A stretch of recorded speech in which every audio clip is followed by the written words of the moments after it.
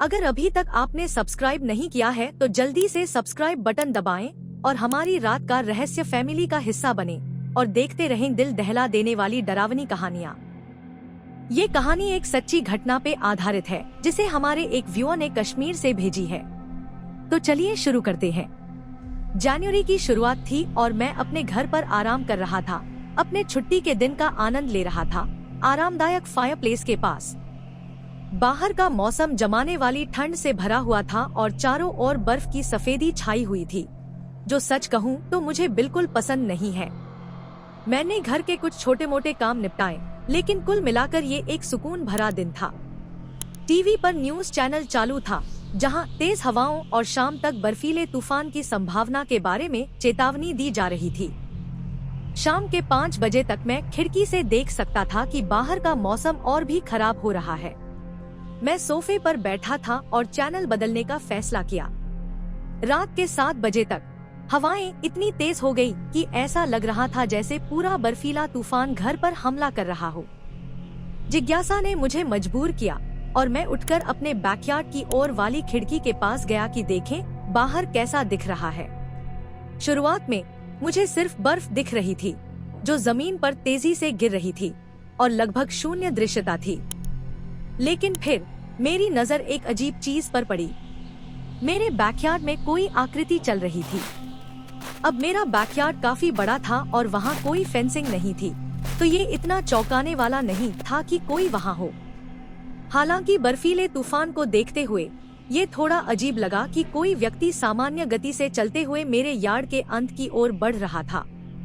दुर्भाग्यवश बर्फ और अंधेरा जल्दी ही मेरी दृष्टि को धुंधला कर गए और मैं उसे और नहीं देख सका। मैं कुछ देर तक खिड़की के पास खड़ा रहा, उम्मीद करते हुए कि शायद वो आकृति फिर से दिखे और मैं समझ पाऊं कि वो क्या कर रही थी। लेकिन कुछ नहीं दिखा। मुझे डर और चिंता का मिश्रित एहसास हुआ। मैं समझ नहीं पा रहा था कि कोई इस मौसम में बाहर क्यों होगा। मेरे यार्ड का अंत एक सड़क से जुड़ता है, लेकिन वहाँ से पैदल चलकर किसी भी जगह पहुँचने में मीलों लग जाएंगे, जो इस मौसम में असंभव है। मैं वापस टीवी देखने चला गया, लेकिन मेरा मन बार बार उस रहस्यमय व्यक्ति की ओर भटकता रहा। सिर्फ 5 मिनट बाद दरवाजे पर दस्तक हुई। मैं सावधानी से दरवाजे की ओर बढ़ा और हल्का सा खोलकर झाँका। वहाँ एक आदमी खड़ा था, जिसने भारी सर्दियों की जैकेट पहनी हुई थी। उसकी नाक चमकदार लाल थी और उसका चेहरा सफेद पड़ गया था, जैसे वो काफी देर से ठंड का सामना कर रहा हो। मैं यकीन से नहीं कह सकता था कि वो वही व्यक्ति था जिसे मैंने अपने बैकयार्ड में देखा था, लेकिन मेरा पहला अनुमान यही था। मैं आपकी क्या मदद कर सकता हूँ? मैंने उससे पूछा। उसने एक विनम्र मुस्कान दी और कांपते हुए दांतों के साथ बताया कि वो अपनी टैक्सी का इंतजार कर रहा था। उसने अनुरोध किया कि क्या वो ठंड से बचने के लिए कुछ मिनटों के लिए मेरे घर में शरण ले सकता है, जब तक कि उसकी टैक्सी न आ जाए। मैं एक पल के लिए रुका और सोचा।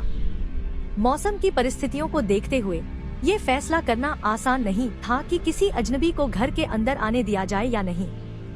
लेकिन जब कोई आपकी दहलीज पर ठंड से ठिठुरता हुआ खड़ा हो और मदद की गुहार लगा रहा हो, तो स्थिति और उलझ जाती है। आखिरकार मैंने उसे अपने पोर्च पर इंतजार करने का विकल्प दिया, जो एक ओवरहैंग से बर्फ से सुरक्षित था। मैंने ये भी कहा कि अगर उसे जरूरत हो तो मैं उसे अपनी पुरानी जैकेट दे सकता हूँ। हालांकि वो आदमी इस विकल्प से बहुत खुश नहीं लग रहा था, लेकिन उसने सहमति में सिर हिलाया और बाहर रखी कुर्सी पर बैठ गया। दरवाजा बंद करके और लॉक करके मैं ऊपर गया और जैकेट लाने लगा। जैसे ही मैं दरवाजा खोलकर उसे जैकेट देने वाला था, कुछ ऐसा हुआ जिसने मुझे रोक दिया। मैंने झिरी से झांका और देखा कि वो आदमी दरवाजे के बिल्कुल पास खड़ा था। उसका हाथ दरवाजे के हैंडल पर था, मानो जैसे वो दरवाजा खुलते ही अंदर घुसने को तैयार हो। मेरा दिल जोर जोर से धड़कने लगा और मैंने तुरंत कुछ कदम पीछे ले लिए। मैंने चुपके से अपना फोन निकाला और पुलिस स्टेशन पर कॉल करने लगा। धीरे धीरे फोन में फुसफुसाते हुए मैं घबराहट से दरवाजे की ओर देख रहा था, पूरी तरह से इस बात से वाकिफ कि दरवाजे के दूसरी ओर क्या खतरा हो सकता है। पुलिस ने पुष्टि की कि वो रास्ते में है। इसके बाद मैंने हिम्मत जुटाकर दोबारा दरवाजे की ओर देखा। लेकिन मेरी हैरानी की कोई सीमा नहीं रही जब मैंने देखा कि वो आदमी गायब हो गया था।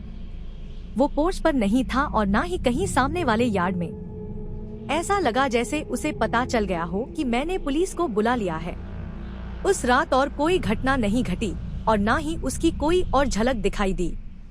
मैं ये नहीं कह सकता कि अगर मैंने दरवाजा खोल दिया होता तो वो क्या करता, लेकिन मैं बस यही उम्मीद करता हूँ कि वो कभी वापस न लौटे। अगर आपको ये वीडियो अच्छी लगी तो हमारे चैनल को सब्सक्राइब करना बिल्कुल मत भूलना। अगर आपके पास भी कोई ऐसी ही डरावनी कहानी है तो हमारे साथ जरूर शेयर करें।